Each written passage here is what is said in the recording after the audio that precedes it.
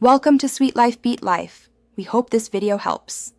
In this video, I will explain how to change the default font in LibreOffice. First, open any LibreOffice application, like Writer, to get started. Then, locate the Tools menu at the very top of your screen. From the Tools menu, simply click on Options. This action will open a new window, providing access to all the application's customizable settings. We are just a few clicks away from personalizing your document's appearance. Once the Options window appears, look at the left-hand pane. You will see a list of categories. Expand LibreOffice Writer by clicking the plus sign next to it. Then, select Basic Fonts Western from the submenu. This area is where you can define the default font for standard text, headings, and other elements within your documents. It is the core place to begin customizing your text's look.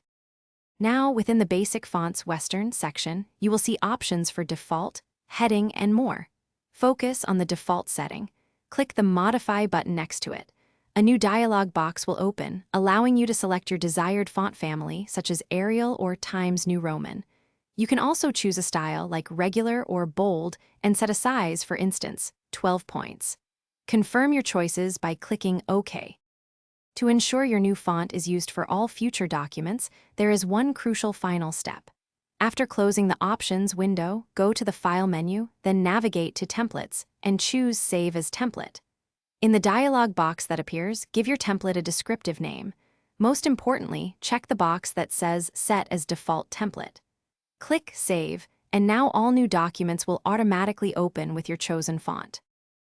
Thanks for watching. Consider subscribing if we helped you.